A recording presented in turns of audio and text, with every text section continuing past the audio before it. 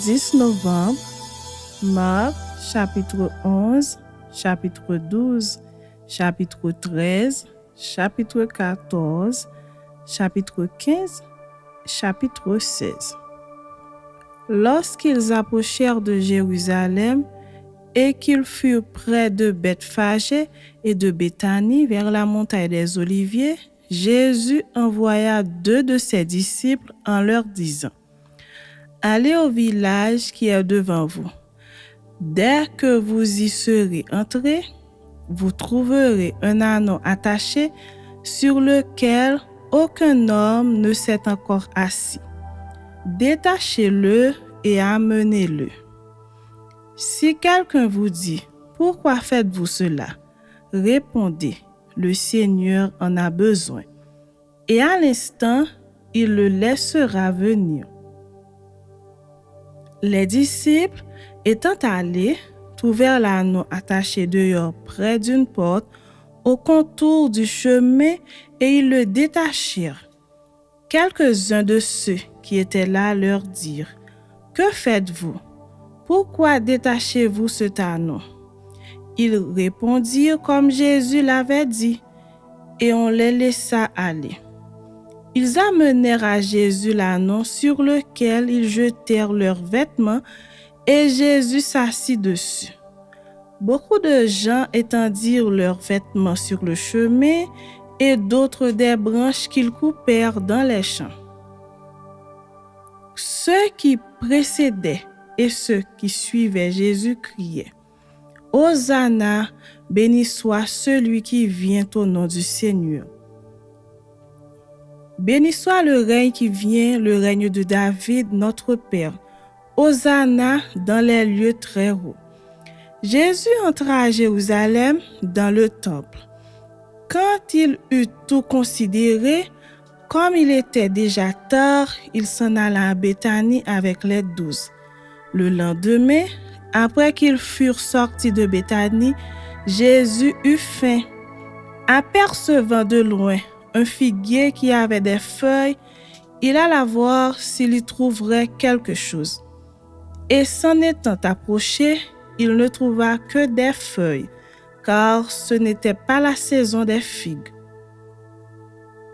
Prenant alors la parole, il lui dit: « Que jamais personne ne mange de ton fruit. » Et ses disciples l'entendirent. Ils arrivèrent à Jérusalem, et Jésus entra dans le temple. Il se mit à chasser ceux qui vendaient et qui achetaient dans le temple.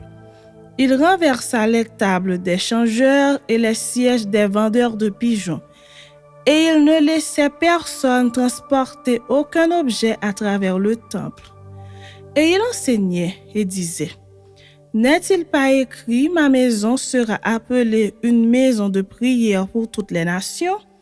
Mais vous en avez fait une caverne de voleurs. » Les principaux sacrificateurs et les scribes, l'ayant entendu, cherchèrent les moyens de le faire périr, car ils le craignaient parce que toute la foule était frappée de sa doctrine.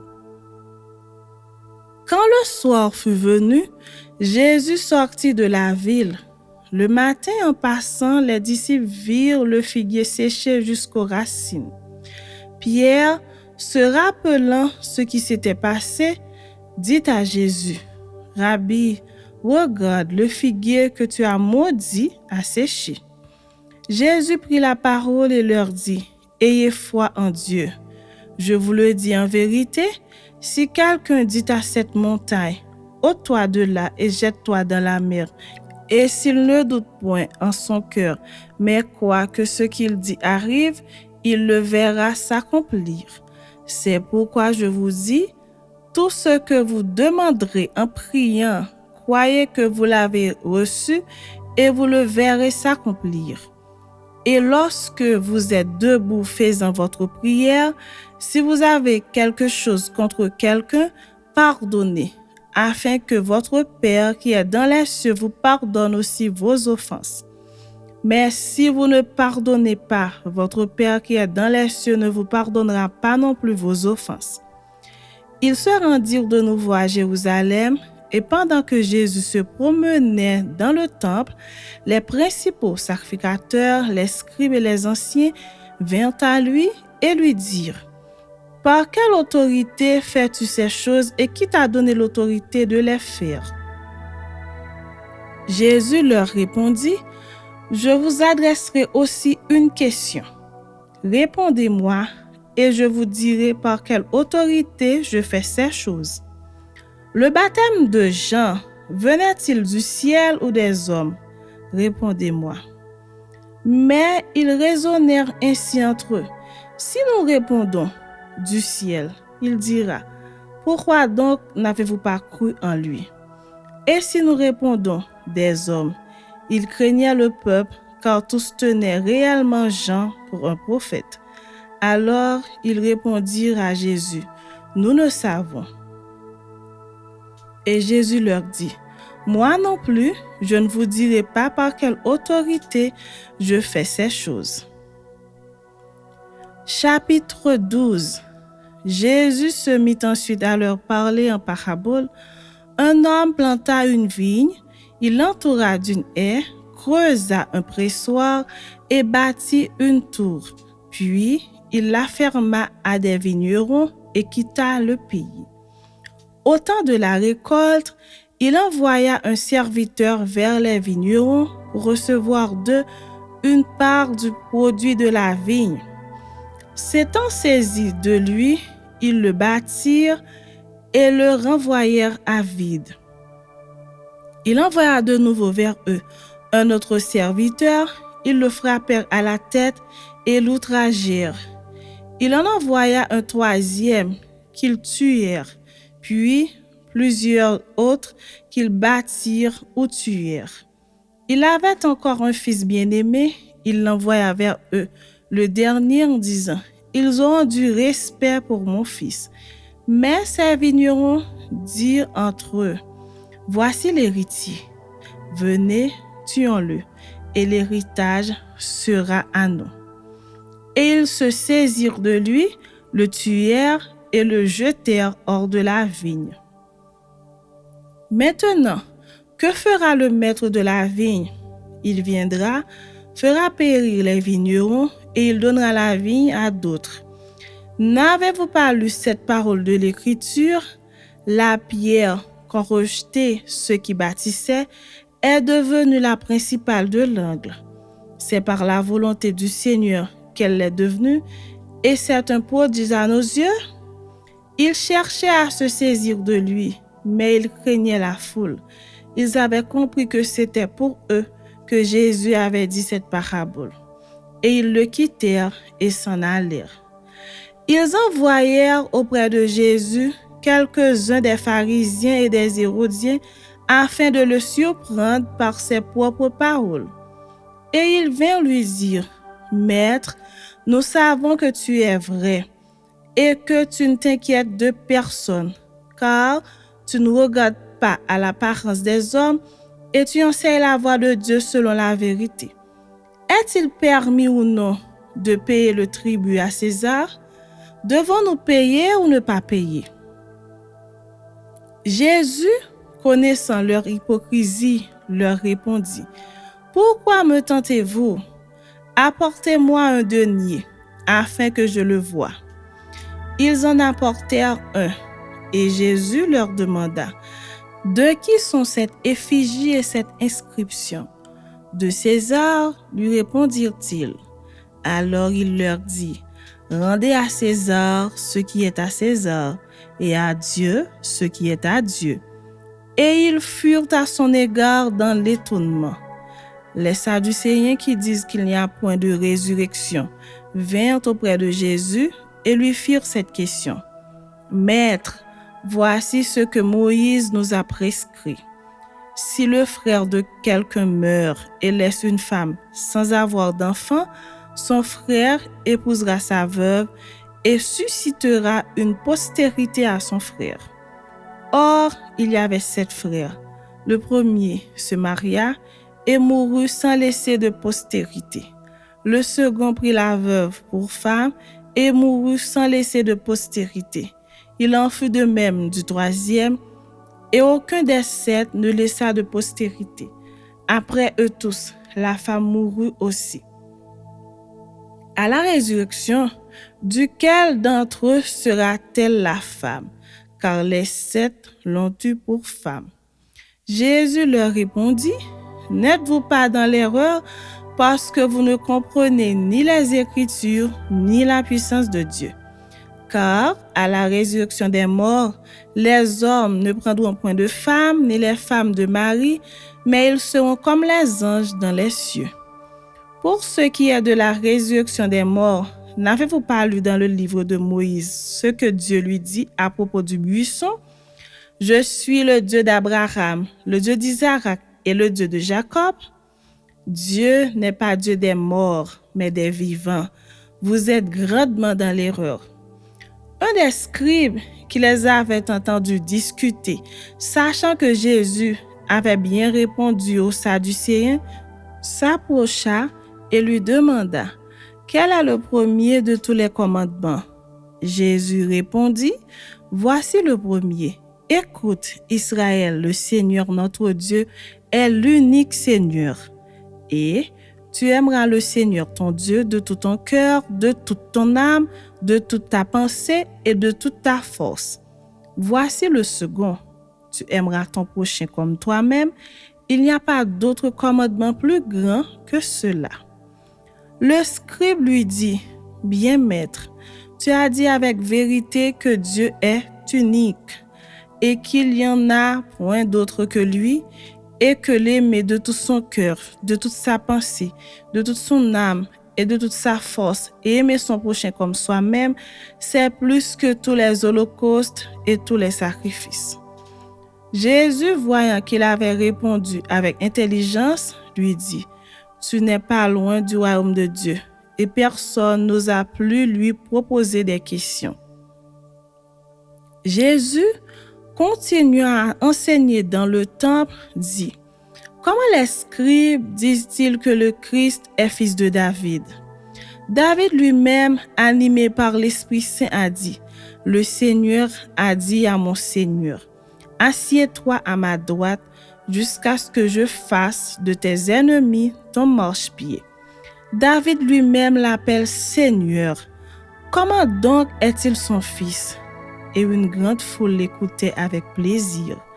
Il leur disait dans son enseignement, « Gardez-vous des scribes qui aiment à se promener en robe longue et à être salués dans les places publiques, qui recherchent les premiers sièges dans les synagogues et les premières places dans les festins, qui dévorent les maisons des veuves et qui font pour l'apparence de longues prières.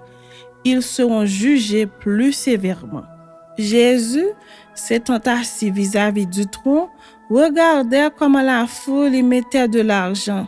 Plusieurs riches mettaient beaucoup. Il vint aussi une pauvre veuve. Elle y mit 2 petites pièces, faisant un quart de sou. Alors Jésus, ayant appelé ses disciples, leur dit, « Je vous le dis en vérité, cette pauvre veuve a donné plus qu'aucun de ceux qui ont mis dans le tronc. Car tous ont mis de leur superflu, mais elle a mis de son nécessaire, tout ce qu'elle possédait, tout ce qu'elle avait pour vivre. » Chapitre 13. Lorsque Jésus sortit du temple, un de ses disciples lui dit, « Maître, regarde quelle pierre et quelle construction. » Jésus lui répondit, « Vois-tu ces grandes constructions? Il ne restera pas pierre sur pierre qui ne soit renversée. » Il s'assit sur la montagne des Oliviers en face du temple, et Pierre, Jacques, Jean et André lui firent en particulier cette question. « Dis-nous, quand cela arrivera-t-il et à quel signe connaîtra-t-on que toutes ces choses vont s'accomplir? » Jésus se mit alors à leur dire, « Prenez garde que personne ne vous séduise. Car plusieurs viendront sous mon nom, disant, c'est moi, et ils séduiront beaucoup de gens. Quand vous entendrez parler de guerre et de but de guerre, ne soyez pas troublés, car il faut que ces choses arrivent, mais ce ne sera pas encore la fin. Une nation s'élèvera contre une nation et un royaume contre un royaume. Il y aura des tremblements de terre en divers lieux et il y aura des famines. Ce ne sera que le commencement des douleurs. Prenez garde à vous-même. On vous livrera aux tribunaux et vous serez battus de verges dans les synagogues. Vous comparaîtrez devant des gouverneurs et devant des rois à cause de moi pour leur servir de témoignage. Il faut premièrement que la bonne nouvelle soit prêchée à toutes les nations. Quand on vous emmènera pour vous livrer, ne vous inquiétez pas d'avance de ce que vous aurez à dire, mais dites ce qui vous sera donné à l'heure même. Car ce n'est pas vous qui parlerez, mais l'Esprit Saint. Le frère livrera son frère à la mort et le père son enfant. Les enfants se soulèveront contre leurs parents et les feront mourir. Vous serez haïs de tous à cause de mon nom, mais celui qui persévérera jusqu'à la fin sera sauvé. Lorsque vous verrez l'abomination de la désolation établie là où elle ne doit pas être, que celui qui lit fasse attention, alors que ceux qui seront en Judée fuient dans les montagnes. Que celui qui sera sur le toit ne descende pas et n'entre pas pour prendre quelque chose dans sa maison. Et que celui qui sera dans les champs ne retourne pas en arrière pour prendre son manteau. Malheur aux femmes qui seront enceintes et à celles qui allaiteront en ces jours-là. Priez pour que ces choses n'arrivent pas en hiver, car la détresse en ces jours sera telle qu'il n'y en a point eu de semblable depuis le commencement du monde que Dieu a créé jusqu'à présent et qu'il n'y en aura jamais. Et si le Seigneur n'avait abrégé ces jours, personne ne serait sauvé, mais il les a abrégés à cause des élus qu'il a choisis. Si quelqu'un vous dit alors, le Christ est ici, ou il est là, ne le croyez pas. Car il s'élèvera de faux Christ et de faux prophètes. Ils feront des prodiges et des miracles pour séduire les élus, s'il était possible. Soyez sur vos gardes, je vous ai tout annoncé d'avance. Mais dans ces jours, après cette détresse, le soleil s'obscurcira, la lune ne donnera plus sa lumière, les étoiles tomberont du ciel et les puissances qui sont dans les cieux seront ébranlées. Alors on verra le Fils de l'homme venant sur les nuées avec une grande puissance et avec gloire. Alors il enverra les anges et il rassemblera les élus des 4 vents de l'extrémité de la terre jusqu'à l'extrémité du ciel. Instruisez-vous par une comparaison tirée du figuier. Dès que ses branches deviennent tendres et que les feuilles poussent, vous connaissez que l'été est proche. De même, quand vous verrez ces choses arriver, sachez que le Fils de l'homme est proche, à la porte. Je vous le dis en vérité, cette génération ne passera point, que tout cela n'arrive. Le ciel et la terre passeront, mais mes paroles ne passeront point. Pour ce qui est du jour ou de l'heure, personne ne le sait, ni les anges dans le ciel, ni le Fils, mais le Père seul. Prenez garde, veillez et priez, car vous ne savez quand ce temps viendra. Il en sera comme d'un homme qui, partant pour un voyage, laisse sa maison, remet l'autorité à ses serviteurs, indique à chacun sa tâche et ordonne au portier de veiller. Veillez donc, car vous ne savez quand viendra le maître de la maison, ou le soir, ou au milieu de la nuit, ou au chant du coq, ou le matin. Craignez qu'il ne vous trouve endormi à son arrivée soudaine. Ce que je vous dis, je le dis à tous. Veillez. Chapitre 14. La fête de Pâques et des pains sans levain devait avoir lieu 2 jours après. Les principaux sacrificateurs et les scribes cherchaient les moyens d'arrêter Jésus par ruse et de le faire mourir, car ils disaient que ce ne soit pas pendant la fête afin qu'il n'y ait pas de tumulte parmi le peuple. Comme Jésus était à Béthanie dans la maison de Simon le lépreux, une femme entra pendant qu'il se trouvait à table. Elle tenait un vase d'albâtre qui renfermait un parfum de nard pur de grand prix. Et ayant rompu le vase, elle répandit le parfum sur la tête de Jésus. Quelques-uns exprimèrent entre eux leur indignation. À quoi bon perdre ce parfum? On aurait pu le vendre plus de 300 deniers et les donner aux pauvres. Et ils s'irritaient contre cette femme. Mais Jésus dit, laissez-la. Pourquoi lui faites-vous de la peine? Elle a fait une bonne action à mon égard. Car vous avez toujours les pauvres avec vous et vous pouvez leur faire du bien quand vous voulez. Mais vous ne m'avez pas toujours. Elle a fait ce qu'elle a pu. Elle a d'avance embaumé mon corps pour la sépulture. Je vous le dis en vérité, partout où la bonne nouvelle sera prêchée dans le monde entier, on racontera aussi en mémoire de cette femme ce qu'elle a fait. Judas Iscariote, l'un des 12, alla vers les principaux sacrificateurs afin de leur livrer Jésus. Après l'avoir entendu, ils furent dans la joie et promirent de lui donner de l'argent. Et Judas cherchait une occasion favorable pour le livrer. Le premier jour des pains sans levain, où l'on immolait la Pâque, les disciples de Jésus lui dirent, « Où veux-tu que nous allions te préparer la Pâque? » Et il envoya 2 de ses disciples et leur dit, « Allez à la ville, vous rencontrerez un homme portant une cruche d'eau, suivez-le. Quelque part qu'il entre, dites au maître de la maison. » Le maître dit, « Où est le lieu où je mangerai la Pâque avec mes disciples? » Et il vous montrera une grande chambre haute, meublée et toute prête. C'est là que vous nous préparerez la Pâque. Les disciples partirent, arrivèrent à la ville et trouvèrent les choses comme il le leur avait dit, et ils préparèrent la Pâque. Le soir étant venu, il arriva avec les 12.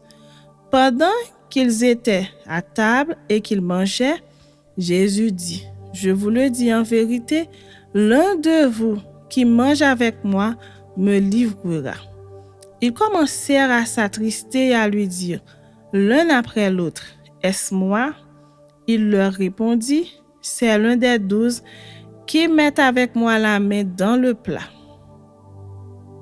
Le Fils de l'homme s'en va selon ce qui est écrit de lui. Mais malheur à l'homme par qui le Fils de l'homme est livré. Mieux vaudrait pour cet homme qu'il ne fût pas né. Pendant qu'il mangeait, Jésus prit du pain, et après avoir rendu grâce, il le rompit et le leur donna en disant, « Prenez, ceci est mon corps. » Il prit ensuite une coupe, et après avoir rendu grâce, il la leur donna, et ils en burent tous. Et il leur dit, « Ceci est mon sang, le sang de l'alliance qui est répandu pour plusieurs. Je vous le dis en vérité, je ne boirai plus jamais du fruit de la vigne jusqu'au jour où je le boirai nouveau dans le royaume de Dieu. » Après avoir chanté les cantiques, ils se rendirent à la montagne des Oliviers.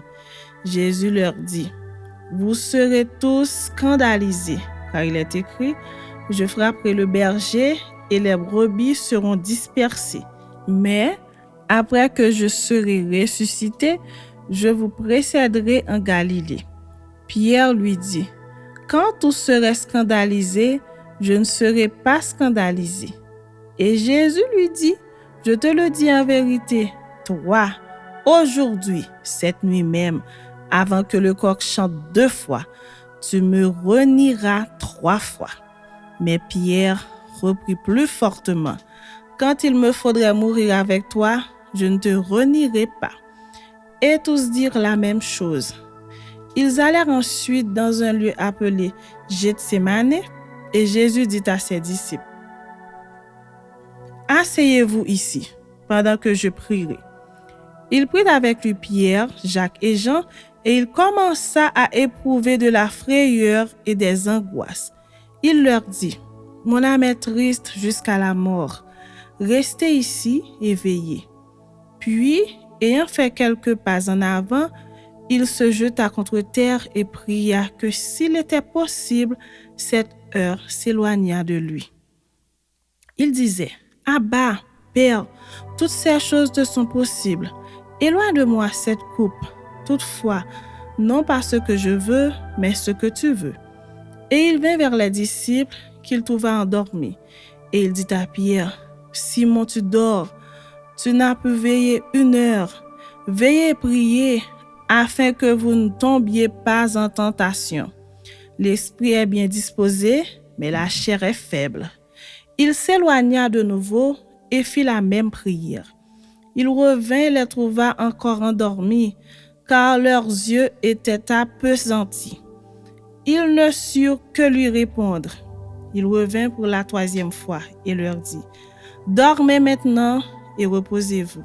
C'est assez, l'heure est venue. Voici le Fils de l'homme est livré aux mains des pécheurs. Levez-vous, allons, voici, celui qui me livre s'approche. » Et aussitôt, comme il parlait encore, arriva Judas, l'un des 12, et avec lui une foule armée d'épées et de bâtons, envoyée par les principaux sacrificateurs, par les scribes et par les anciens. Celui qui le livrait leur avait donné ce signe, « Celui que je baiserai, c'est lui. Saisissez-le et emmenez-le sûrement. » Dès qu'il fut arrivé, il s'approcha de Jésus, disant, « Rabbi », et il le baisa. Alors ces gens mirent la main sur Jésus et le saisirent. Un de ceux qui étaient là, tirant l'épée, frappa le serviteur du souverain sacrificateur et lui emporta à l'oreille. Jésus, prenant la parole, leur dit, « Vous êtes venus comme après un brigand, avec des épées et des bâtons, pour vous emparer de moi. J'étais tous les jours parmi vous, enseignant dans le temple, et vous ne m'avez pas saisi. Mais c'est afin que les Écritures soient accomplies. » Alors tous l'abandonnèrent et prirent la fuite. Un jeune homme le suivait, n'ayant sur le corps qu'un drap. On se saisit de lui, mais il lâcha son vêtement et se sauva tout nu. Ils emmenèrent Jésus chez le souverain sacrificateur, où s'assemblèrent tous les principaux sacrificateurs, les anciens et les scribes. Pierre le suivit de loin jusque dans l'intérieur de la cour du souverain sacrificateur. Il s'assit avec les serviteurs et il se chauffait près du feu. Les principaux sacrificateurs et tout le Sanhédrin cherchaient un témoignage contre Jésus pour le faire mourir et ils n'en trouvaient point. Car plusieurs rendaient de faux témoignages contre lui, mais les témoignages ne s'accordaient pas. Quelques-uns se levèrent et portèrent un faux témoignage contre lui, disant, « Nous l'avons entendu dire, je détruirai ce temple fait de mains d'hommes, et en 3 jours, j'en bâtirai un autre qui ne sera pas fait de mains d'hommes. » Même sur ce point-là, leur témoignage ne s'accordait pas.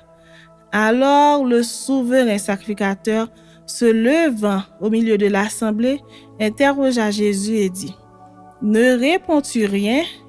Qu'est-ce que ces gens déposent contre toi? » Jésus garda le silence et ne répondit rien.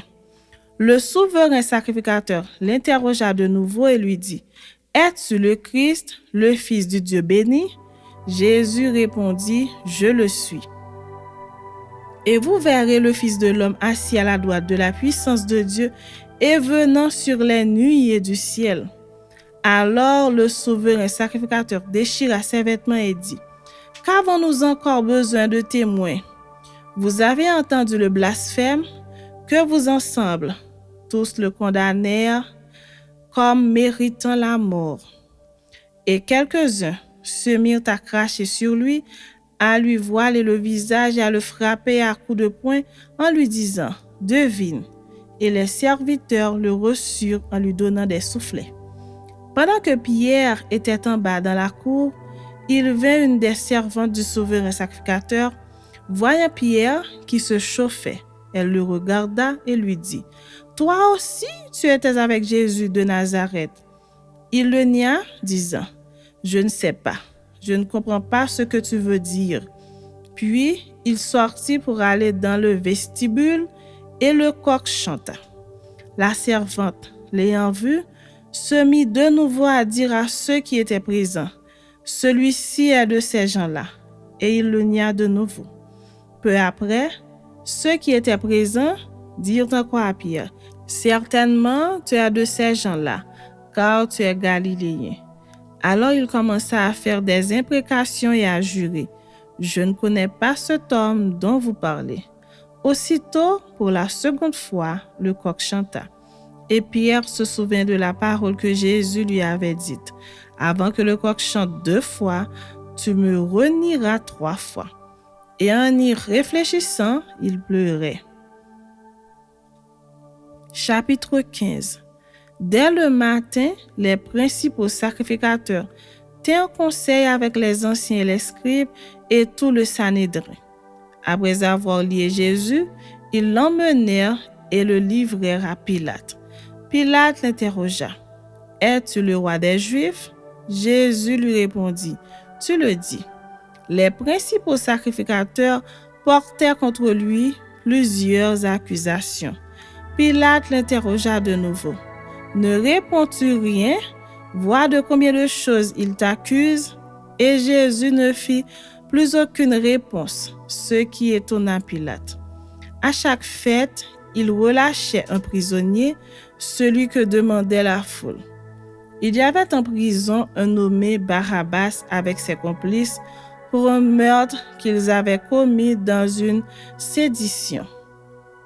Et la foule étant montée, se mit à demander ce qu'il avait coutume de leur accorder.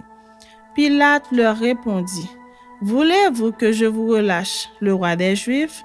Car il savait que c'était par envie que les principaux sacrificateurs l'avaient livré. Mais les chefs des sacrificateurs excitèrent la foule afin que Pilate leur relâchât plutôt Barabbas. Pilate, reprenant la parole, leur dit, « Que voulez-vous donc que je fasse de celui que vous appelez le roi des Juifs ?» Ils crièrent de nouveau, « Crucifie-le !» Pilate leur dit, « Quel mal a-t-il fait ?» Et ils crièrent encore plus fort, « Crucifie-le !»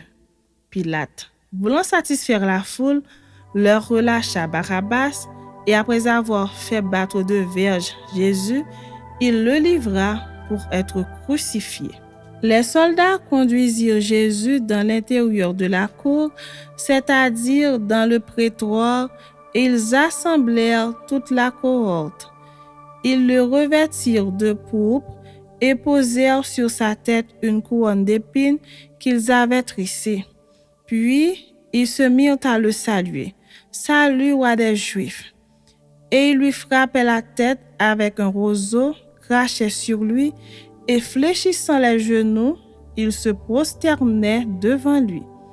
Après s'être ainsi moqués de lui, ils lui ôtèrent la pourpre, lui remirent ses vêtements et l'emmenèrent pour le crucifier.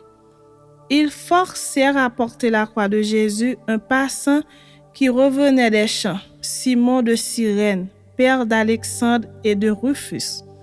Et ils conduisirent Jésus au lieu nommé Golgotha, ce qui signifie lieu du crâne. Ils lui donnèrent à boire du vin mêlé de myrrhe, mais il ne le prit pas. Ils le crucifièrent et se partagèrent ses vêtements en tirant au sort pour savoir ce que chacun aurait. C'était la 3e heure quand ils le crucifièrent. L'inscription indiquant le sujet de sa condamnation portait ces mots, « Le roi des Juifs ». Ils crucifièrent avec lui 2 brigands, l'un à sa droite et l'autre à sa gauche. Ainsi fut accompli ce que dit l'Écriture. Il a été mis au nombre des malfaiteurs. Les passants l'injuriaient et secouaient la tête en disant, « Hé, toi qui détruis le temple et qui le rebâtis en 3 jours, sauve-toi toi-même en descendant de la croix. » Les principaux sacrificateurs aussi, avec les scribes, se moquaient entre eux et disaient, « Il a sauvé les autres et il ne peut se sauver lui-même. » que le Christ, le roi d'Israël, descende maintenant de la croix, afin que nous voyions et que nous croyions. Ceux qui étaient crucifiés avec lui l'insultaient aussi. La 6e heure étant venue, il y eut des ténèbres sur toute la terre jusqu'à la 9e heure. Et à la 9e heure, Jésus s'écria d'une voix forte, « Éloi, Éloi, lama sabachthani ?» ce qui signifie, « Mon Dieu, pourquoi m'as-tu abandonné ?» Quelques-uns de ceux qui étaient là, l'ayant entendu dire, « Voici, il appelle Élie. » Et l'un d'eux courut remplir une éponge de vinaigre et l'ayant fixée à un roseau, il lui donna à boire en disant, « Laissez, voyons si Élie viendra le descendre. » Mais Jésus, ayant poussé un grand cri, expira. Le voile du temple se déchira en deux, depuis le haut jusqu'en bas. Le centenier qui était en face de Jésus, voyant qu'il avait expiré de la sorte, dit, « Assurément, cet homme était fils de Dieu. » Il y avait aussi des femmes qui regardaient de loin. Parmi elles était Marie de Magdala, Marie mère de Jacques le mineur et de Jose et Salomé, qui le suivaient et le servaient lorsqu'il était en Galilée, et plusieurs autres qui étaient montés avec lui à Jérusalem. Le soir étant venu, comme c'était la préparation, c'est-à-dire la veille du sabbat, arriva Joseph d'Arimathée, conseiller de distinction, qui lui-même attendait aussi le royaume de Dieu. Il osa se rendre vers Pilate pour demander le corps de Jésus. Pilate s'étonna qu'il fût mort sitôt, fit venir le centenier et lui demanda s'il était mort depuis longtemps. S'en étant assuré par le centenier, il donna le corps à Joseph. Et Joseph, ayant acheté un linceul, descendit Jésus de la croix, l'enveloppa d'un linceul et le déposa dans un sépulcre taillé dans le roc. Puis, il roula une pierre à l'entrée du sépulcre. Marie de Magdala et Marie, mère de Jose, regardèrent où on le mettait. Chapitre 16. Lorsque le sabbat fut passé, Marie de Magdala, Marie, mère de Jacques et Salomé achetèrent des aromates afin d'aller embaumer Jésus. Le premier jour de la semaine, elles se rendirent au sépulcre de grand matin, comme le soleil venait de se lever. Elles disaient entre elles, « Qui nous roulera la pierre loin de l'entrée du sépulcre ?» Et levant les yeux, elles aperçurent que la pierre, qui était très grande, avait été roulée. Elles entrèrent dans le sépulcre, virent un jeune homme assis à droite vêtu d'une robe blanche, et elles furent épouvantées. Il leur dit, « Ne vous épouvantez pas. Vous cherchez Jésus de Nazareth, qui a été crucifié. Il est ressuscité. Il n'est point ici. Voici le lieu où on l'avait mis. Mais allez dire à ses disciples et à Pierre qu'il vous précède en Galilée. C'est là que vous le verrez, comme il vous l'a dit. » Elles sortirent du sépulcre et s'enfuirent. La peur et le trouble les avaient saisies, et elles ne dirent rien à personne à cause de leur effroi. Jésus, étant ressuscité le matin du premier jour de la semaine, apparut d'abord à Marie de Magdala, de laquelle il avait chassé 7 démons. Elle alla emporter la nouvelle à ceux qui avaient été avec lui et qui s'affligeaient et pleuraient. Quand ils entendirent qu'il vivait et qu'elle l'avait vu, ils ne le crurent point. Après cela, il apparut sous une autre forme à 2 d'entre eux qui étaient en chemin pour aller à la campagne. Il revint l'annoncer aux autres qui ne les crurent pas non plus. Enfin, il apparut aux 11 pendant qu'ils étaient à table et il leur reprocha leur incrédulité et la dureté de leur cœur parce qu'ils n'avaient pas cru ceux qu'il avait vus ressusciter. Puis il leur dit, « Allez par tout le monde et prêchez la bonne nouvelle à toute la création. Celui qui croira et qui sera baptisé sera sauvé, mais celui qui ne croira pas sera condamné. » Voici les miracles qui accompagneront ceux qui auront cru. En mon nom, ils chasseront les démons, ils parleront de nouvelles langues, ils saisiront des serpents, s'ils boivent quelques breuvages mortels, ils ne leur feront point de mal. Ils imposeront les mains aux malades et les malades seront guéris. Le Seigneur, après leur avoir parlé, fut enlevé au ciel et il s'assit à la droite de Dieu. Et ils s'en allèrent prêcher partout. Le Seigneur travaillait avec eux et confirmait la parole par les miracles qui l'accompagnaient.